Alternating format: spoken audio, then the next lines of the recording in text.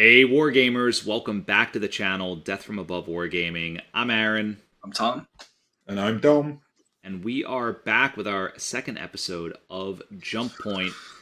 Some exciting stuff to talk about tonight, guys. We're going to talk about the future of BattleTech. We're going to talk about some controversial topics in light of the Kickstarter. Where's it going? Where's it going? So let's start with the most controversial of all. We're going to kick in with our Ready Room Roundtable. Classic or Alpha Strike? What do you think, guys? What's the future? Is this a troll question? What are you trying to pull here? So what do you think? Let's talk about the direction of BattleTech. Let's talk about growing the audience, right? I think when we did some market research, if you will, and if you look at the size of, you know, Facebook groups and Reddit and like all these these things, right? It's like, you know, BattleTech is like in the, I would say, the 10 to 15,000 range. And then if you look at something like Warhammer 40,000, it's like, was it 500,000 or was it 300,000? I think it was 300,000. It's a lot. Yeah. It's a huge difference in the group size. I know that's not entirely representative. I think BattleTech does have. It just shows the engagement's that much higher too. You know, the engagement and also like I want to call to light like maybe the age demographic of the audience, right? And so we talk about how do we grow BattleTech? It's attracting more players. It's potentially attracting younger players, like the next generation of players, and that's like an on-demand society. It's like instant gratification. You know, so you could argue Alpha Strike would be better there. But then at the same time, 40K isn't exactly a fast rule set, right? I mean, it takes 4 hours just to deploy your army. Like, it's insane. Just to roll the dice. Right. So let's talk about it. I'll turn it over. Thom, why don't we start with you? What's your opinion on this? Yeah. So I have two opinions. One, in terms of overall positioning for BattleTech. Mm-hmm. One of the big differences, and I mentioned engagement. One of the things that Warhammer, Games Workshop did correctly is their tactic of sort of saturation of in-person physical options to play the game.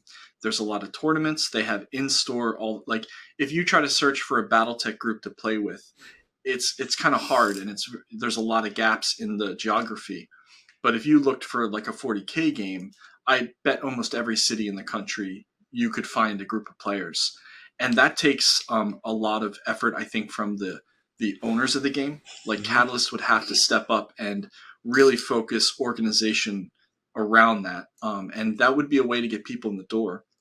And then the other thing with 40K and most other games, well, 40K, if we wanted to call out like who the big winner is right now, the other thing that they have is other ways to consume the lore. They have a really good video game, and they do a lot of books, and BattleTech does pretty good with the books. I think they pump them out, and I can't speak to their quality all that much. I don't think that like 40K's quality is all that great either for the most part.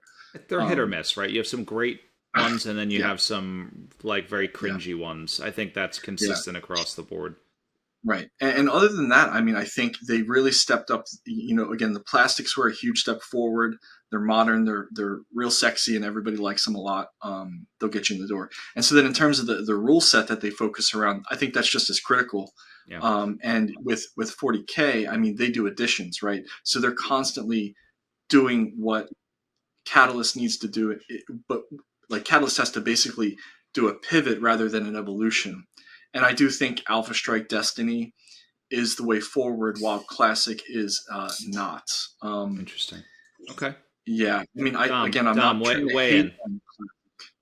Yeah. Yeah, I mean, so obviously we've spoken about this like off camera. My kind of allegiance lies with Classic, but I would absolutely agree everything what you guys would think and what Thom just specified there, which was that, if you are going to attract audiences, you really kind of have to have that young demographic in mind. And Classic, like, for people in around our generation and around like that, late 30s, early 40s mark, I love Classic for what it is and like the granularity of it. But and I do introduce quite a few new players to BattleTech, and obviously BattleTech's not massive in Britain. Like everything over here is very much like not just 40k, but like Games Workshop related.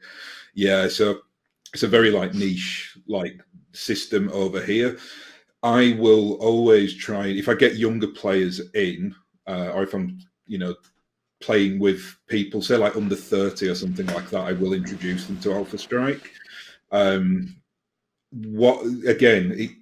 It's horses for courses, right? Like you will have like older people. I think it will not just older people as well. I think when younger people get Alpha Strike, you can then introduce them to Classic, and they're like, "Oh, I actually really enjoy that granularity." But as you said, Aaron, like you're going up against like exactly, yeah, but you're going up against like computer games where computer games now are like way different from when they were 20, 30 years ago. Like and I don't mean quality, I'm meaning the format of how you're going to play them. So it's for me, it is Alpha Strike. I think that Catalyst are going in the right direction. Absolutely. And I think they need to really kind of push on that. But then I suppose the real controversy is, I don't think we're going to touch on this tonight, but do we need a new rule set then? Are they going to kind of really do what, not necessarily take the 40k model, which is to put new like rule versions out every few years, but, are they going to kind of develop Alpha Strike and do something like more elaborate with it, make it even more streamlined, or maybe add a little bit more granularity to it? So let me weigh in on a couple things. So first and foremost, I think what makes BattleTech unique as a game is the level of detail provided in Classic, right? The fact that a mech that has a giant cannon for an arm cannot rip a tree out of the ground and smash you over the head with it, right? The fact that a mech with a trio of auto cannons behaves differently than a mech with barrels of LRMs, and I think that makes right, and that makes the game unique, right? Being able to rip off limbs with when they got under fire, and internal structure and ammo explosions. These things are so unique to BattleTech. I think when you play Alpha Strike, and we love Alpha Strike. Alpha Strike has a lot of layers, but you do lose some of that, right? And that was sort of the driver for developing that Destiny hybrid system based off the MechWarrior Destiny RPG, right? We sort of blended rules from Alpha Strike and Classic and the RPG together to make sort of a middle ground system. Because I still wanted to know that my rifleman had twin large lasers and twin autocannon 5s, while your rifleman had PPCs and large lasers, right? Like very different. And they play completely differently. Yeah. Right. And they play completely different, right? And I think that makes BattleTech very cool. So I wouldn't want to see that disappear. Right. Yeah. Can I add in a controversial opinion to that? Just to highlight it. Yeah. This is jump point. I also think like Destiny is that good middle point where Classic, it's really difficult to have mixed arms, bring in infantry and vehicles and aerospace. Yeah. And that's what Alpha really shines in, is that like multidisciplinary battlefield. Yeah. And so you get all the benefits of that mech differentiation from Classic and I completely agree. Like I do at the end of the day, like to be able to hit specific areas, see damage applied to specific areas. And like, so getting that level of feel, but extending it so that all those other things still work that don't work great in Classic. Yeah. I agree. I think factors. I'll retract what I said. So maybe it's not Alpha's the future. Maybe an evolution of Battle or of Classic is in that direction. Something, a simpler Classic, Classic Light, or a more detailed Alpha Strike. Again, like they all sort of, you want elements of both, in my opinion. But let's move forward. Let's talk about Classic in the sense that it is a skirmish game. I know people play combined arms and infantry and aerospace and are like, what do you mean it's complicated? But listen, it's time consuming, right? There's a lot of different rules. Like you can't just memorize one hit table. You got to memorize, there's a different hit table for vehicles and mechs and aerospace, right? It's more complex. So, when we think about Classic BattleTech, traditionally, and even the box set sort of lends itself to this. You're like 4v4. Your mechs, you're 4v4. Alpha Strike is really an army-based game where you're bringing to the table, Like Battlefield. up an entire like company or even bigger, right? Battalions of mechs and support and aerospace fighters infantry. So granular can still be fun. There's a rising popularity in skirmish style games. You don't you don't have to paint as much. Your cost of entry is lower.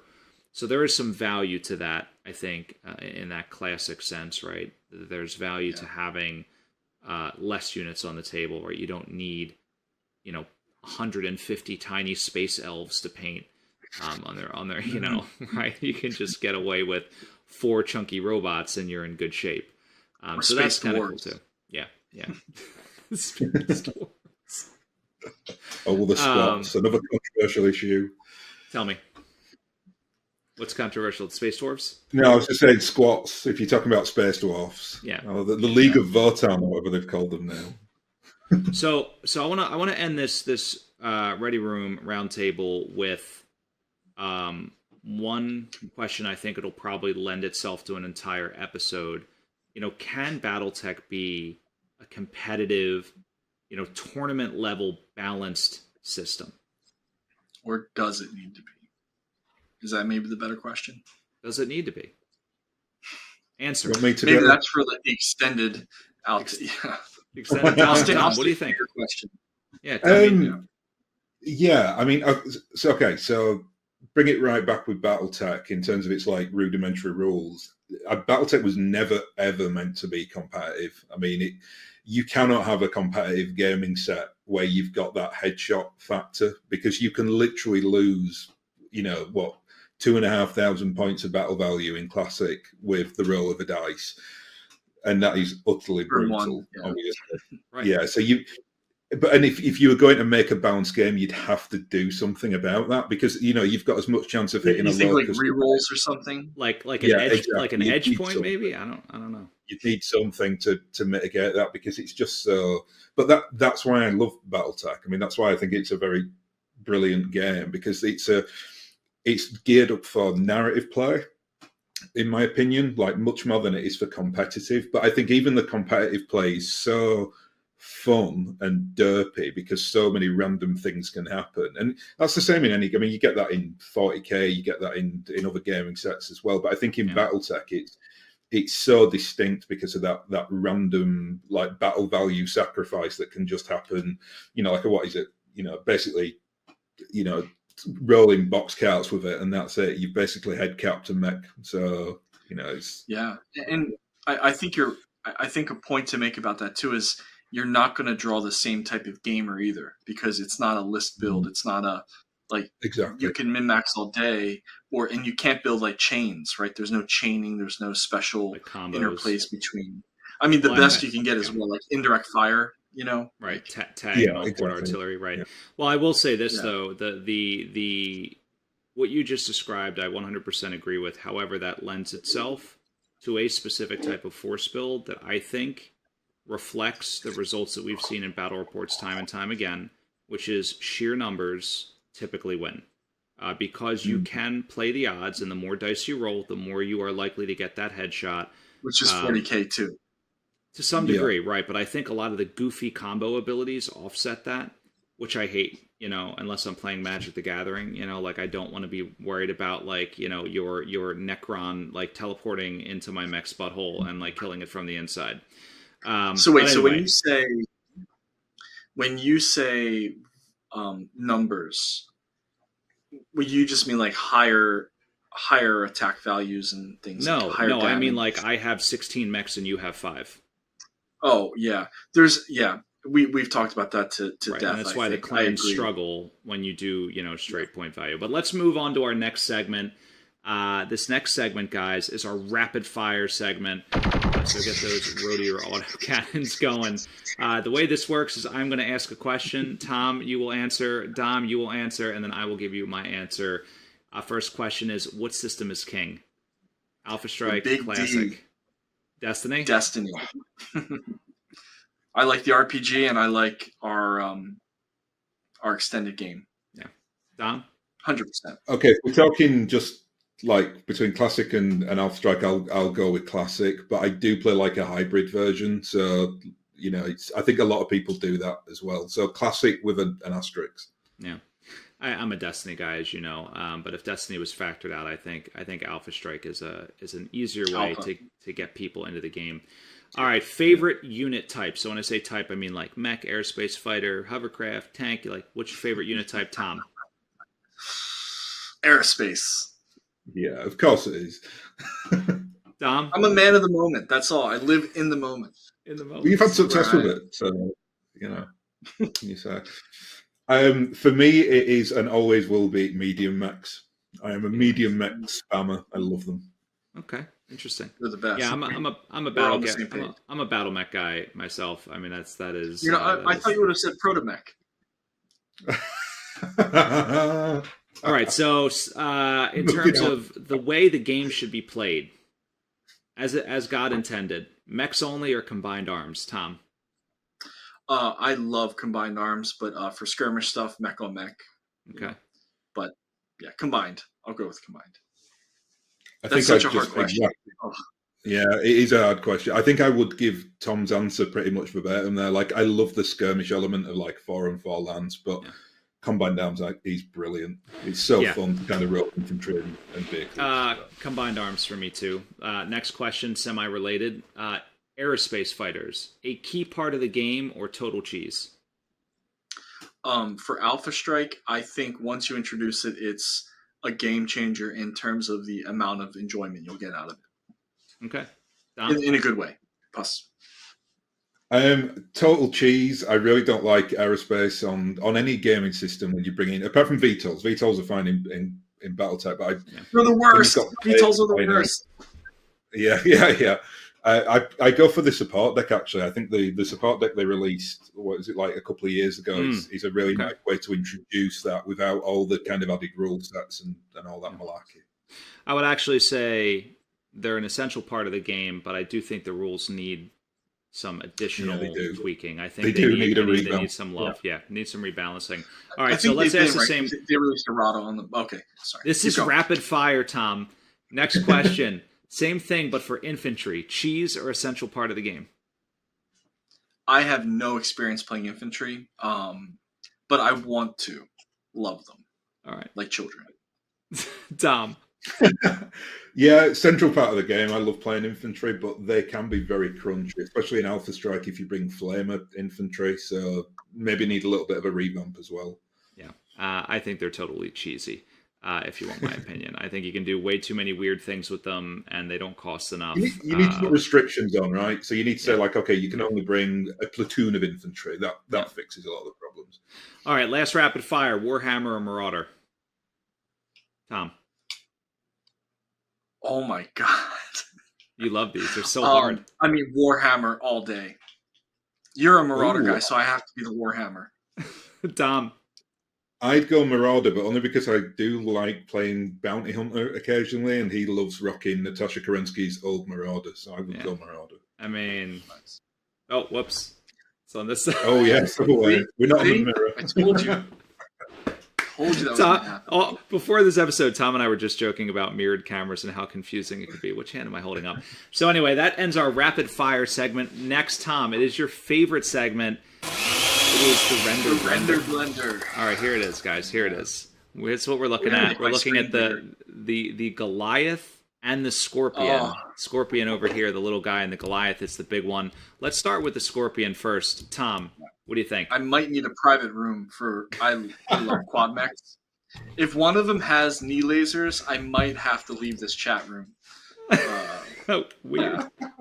Yeah, this thing is so good. I mean, again, we were talking in the last jump point about the style evolution, and this is a perfect example. Like, oh my god, the leg design on this is so good. It's so good, and the placement of the guns on top in the cockpit with this little like kind of construction vehicle box is just so good. Everything about it is amazing. Absolutely love it. If that doesn't make you love quad mechs, nothing will, and you should leave. I love them more, and the legs look realistic. Look, ball joints and everything else, like done. Like you can imagine them like all these weird articulations to get up. Yeah. The feet Super do good. look very Imperial Walker-esque, but otherwise, I think this design is entirely But unique. are you complaining about that or happy about that? No, I think want to have a inner sphere infantryman with like a vibro sword hanging from the bottom, ready to throw a thermal detonator. I mean, a grenade into the. yeah. Oh, nice. You like to see I what I just did want to there? be rock climbing. Yeah. That's All right, let's talk about this Goliath here. This thing is talk about such Star Wars. a goofy That child is of the very strong. 80s. Like, look at this thing. Yeah. So it's a gorilla, right? So remember I talked about wanting like a Beast Wars style of BattleTech at some point? This is a it. perfect example where you could easily make that into a gorilla, and I would buy. And the other one's a frog, I think, or Okay, a gecko of some kind, maybe. I But, see it now. like when you make a quad mech, right?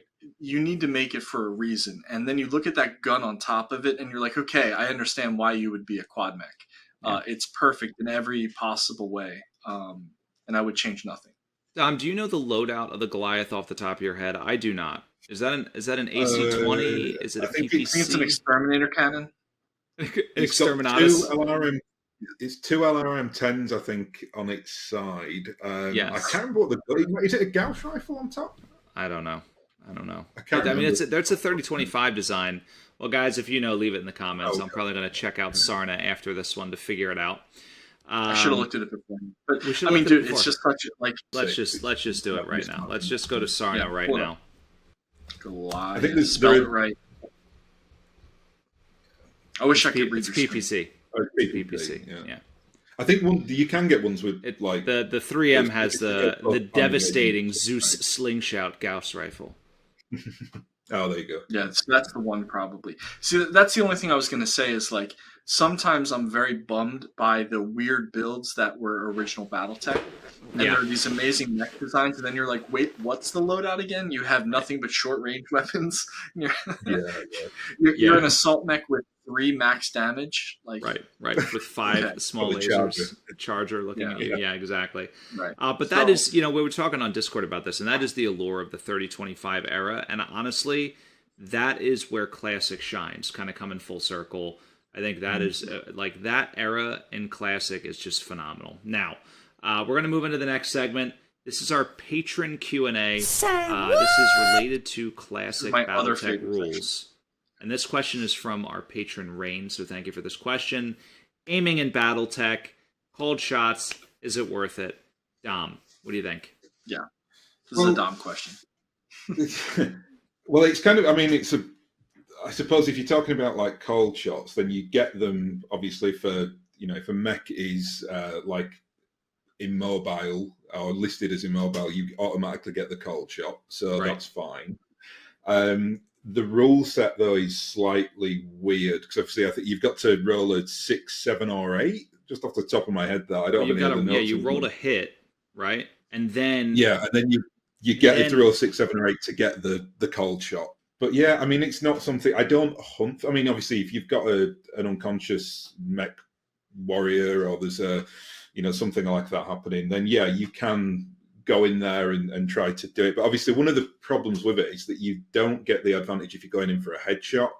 You don't get that cold shot -4 modifier. So like that would, that's your inclination, right? That would be instinctively what you'd want to do. You'd be like, oh, I'm going to head cap you, but you can't do that. So the mech would already have to have damage. So you kind of have to have quite a lot of damage on a torso or somewhere to get the benefit. Right. So, yeah, crit hunting it. So. Yeah, a couple things, right? If you have a targeting computer, you can make a called shot, even if they're not immobile. Yep, that's right. But having it be, strictly for an immobile mech is like blah. You can cold shots in the rules are cheese, I think. You think they're cheesy? So to me, when we played with them, I just think that they were overpowered. Again, like in like a video game, they make total sense. Targeting reticule, you're aiming for a thing, but somehow in the translation they were like really powerful, right? Because you're metagaming a little bit, I don't know, but I guess the thing is this, in my opinion, right, is if you miss, right, you still hit, right? You just hit something else, but there's still a chance you'll hit the thing that you aimed at anyway, right? So it's almost like if you're not taking the penalty to hit, you might as well just do one. I do agree they're kind of cheesy. I think the rules need to be revamped, but in my opinion, I think Classic needs to implement the whole tick system. I know some people hate it, and everybody loves that their 5 medium lasers hit 6 different Am I locations. the only person? I'm curious if you were just trying to call me out. Yeah, call me I out? hate it. It's awful. It makes 0 sense. Yeah. 0 sense. I don't like it. I think it's I know, and I know it's funny. You're in the camp that doesn't like ticks.